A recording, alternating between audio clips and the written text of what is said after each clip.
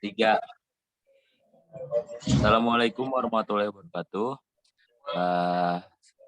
Terima kasih kepada Bapak sudah menonton video ini. Kami dari kelompok 6, yang mana beranggotakan yang pertama Ahmad Ripani, Muhammad Ahyat, Suci Mulyana, dan saya sendiri Wahyu Hadi Fitrianto, yang mana akan membawakan sebuah materi yaitu konsep biaya dan return on investment, yang mana materi pertama akan dibacakan oleh Muhammad Ahyat. Kepada saudara Muhammad Ahyat, dipersilahkan. Baik, langsung saja saya akan memaparkan poin bagian yaitu pengertian konsep biaya dan return on investment. Pengertian konsep biaya yaitu pengelolaan pembiayaan pendidikan agar suatu pendidikan dapat berjalan dengan baik. Maka perlu diperhitungkan pola pendistribusian keuangan persekolahan dan sumber-sumber lain untuk pendidikan. Dalam hal pendistribusian ini, menurut Jones 1085, terdapat dua kategori, yaitu how the money will be raised and how it will spent. Berdasarkan pendapat Jones tersebut, maka pendapatan sekolahan dapat diperoleh melalui pajak yang terdiri dari pajak pendapatan, pajak penjualan, pajak lain seperti dan sebagainya. Setiap pendidikan perlu diberi peluang dan kemampuan untuk mengelola penerimaan dan pengeluaran biaya pendidikan di lingkungan sosialnya masing-masing. Upaya-upaya dalam meningkatkan efisiensi pembiayaan pendidikan perlu diarahkan pada hal pokok berikut ini. Pemerataan kesempatan memasuki sekolah, equality of access. 2. Pemerataan bersekolah, equality of survival. Yang 3. Pemerataan kesempatan untuk memperoleh keberhasilan dalam belajar. Yang 4. Pemerataan kesempatan menikmati manfaat pendidikan dalam kehidupan masyarakat. Konsep peningkatan efisien pembiayaan pendidikan akan mempunyai makna jika dihubungkan dengan konsep efisien, baik secara internal.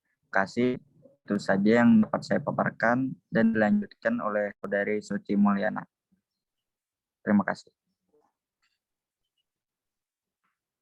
Baik, saya akan melanjutkan poin yang kedua, itu pengertian return on investment atau biasa disingkat ROI. Ini adalah rasio yang menunjukkan hasil dari jumlah aktiva yang diberikan dalam perusahaan atau suatu tentang efisiensi manajemen. Rasio ini menunjukkan hasil dari seluruh aktiva yang dikendalikan dengan sumber danaan. Rasio ini biasanya diukur dengan presensi. Dalam banyak kasus, ROI digunakan untuk menghitung seberapa nilai suatu investasi. Misalnya, investor ingin mengetahui potensi ROI dari suatu investasi sebelum memberikan dana ataupun ke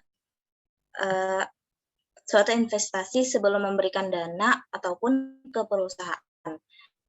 ROI juga digunakan untuk menggambarkan biaya, peluang, atau pengendalian yang diberikan investor untuk berinvestasi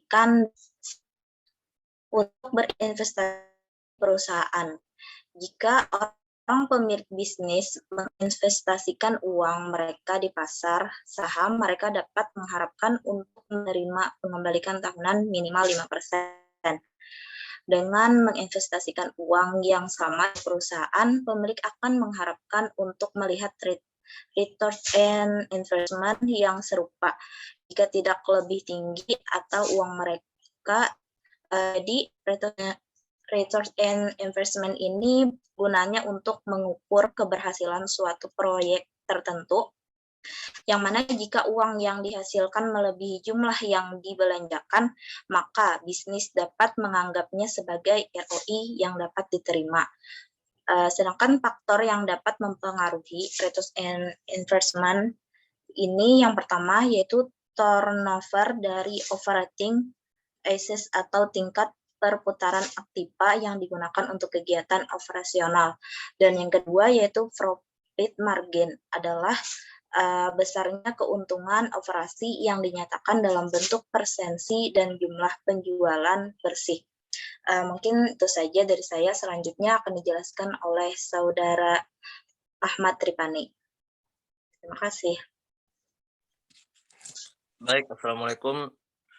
Saya Ahmad Tripani ingin lanjutkan materi dari Suci Mulyana, yakni macam-macam return on investment. Yang pertama ada rasio profitabilitas, yakni tujuan terakhir yang ingin dicapai suatu perusahaan.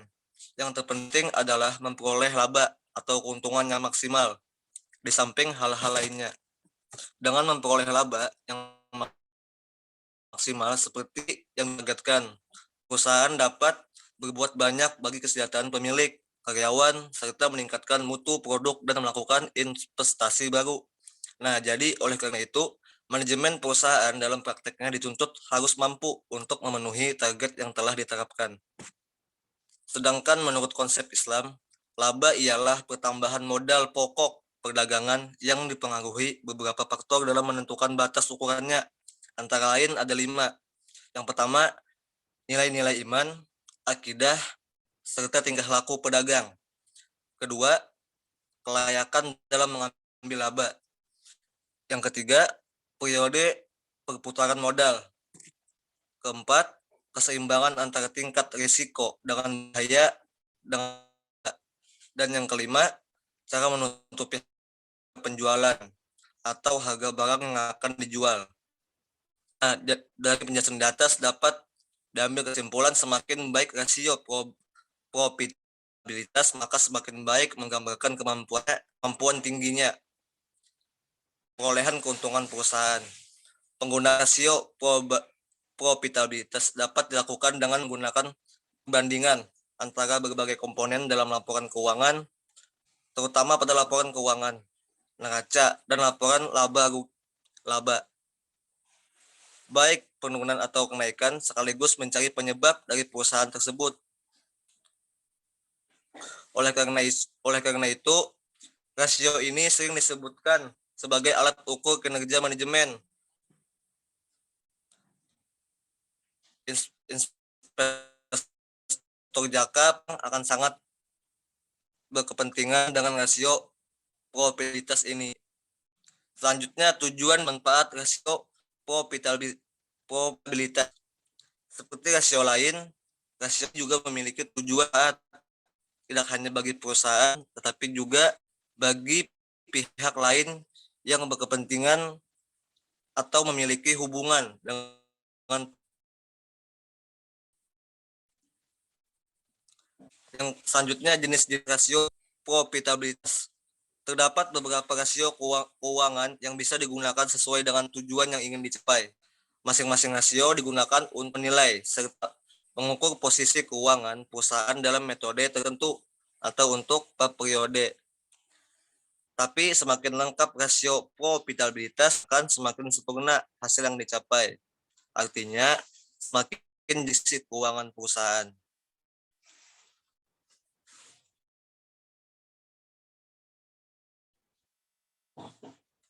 Selanjutnya ke Saudari Wahyu Hadi Fitrianto. Yang kedua, return on investment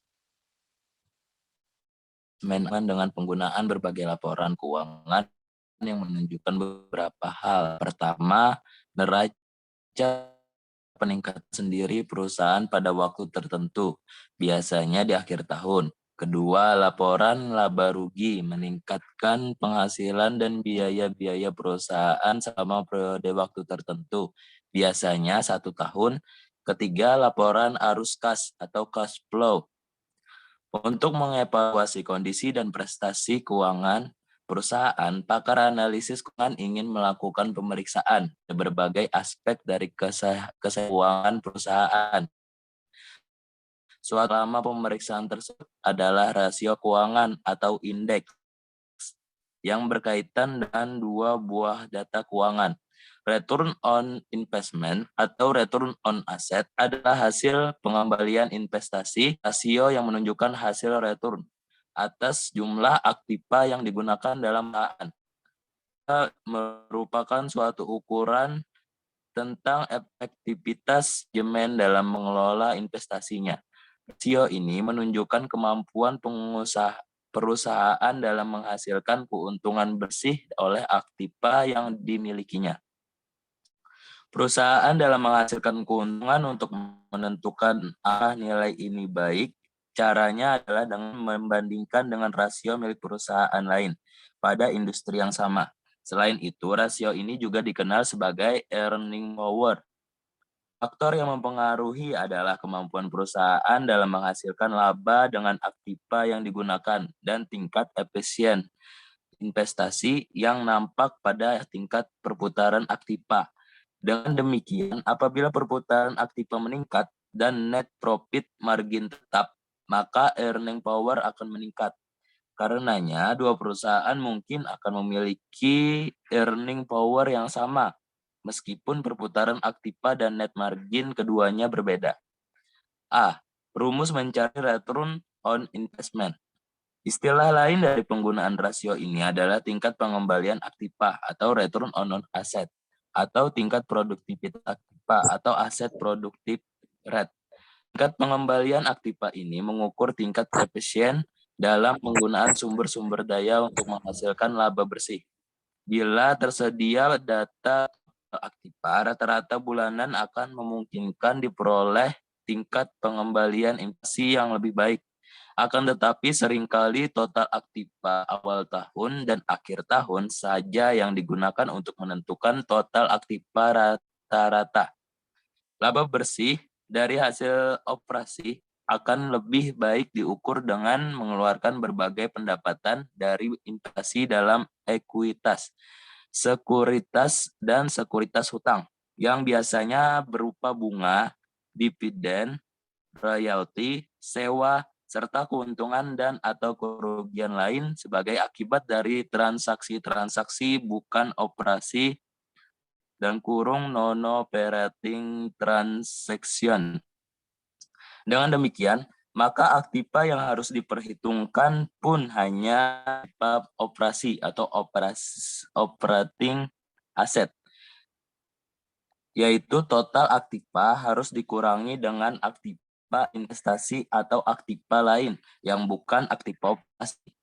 Ukuran laba yang digunakan sebagai dasar perhitungan tingkat pengembalian aktiva adalah laba operasional atau laba sebelum pajak terhadap total aktiva operasi. Yang B, pembatasan analisis rasio return on investment.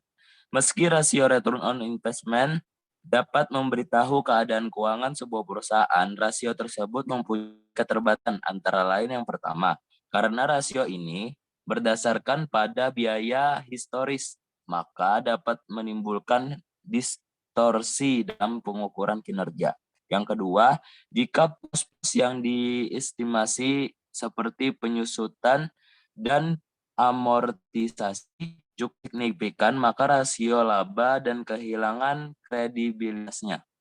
Yang ketiga, masalah komparabilitas yang sulit karena prinsip dan prosedur yang berbeda antara satu perusahaan dengan perusahaan yang lain.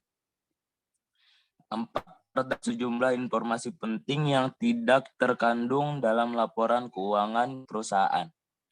Ya baik, terima kasih kepada Bapak dan kawan-kawan dari MPI 20A. Kami dari kelompok 6 mengucapkan terima kasih banyak. Mungkin ini saja yang dapat kami sampaikan. Wabillahi taufiq wal hidayah. Wassalamualaikum warahmatullahi wabarakatuh. Waalaikumsalam warahmatullahi wabarakatuh.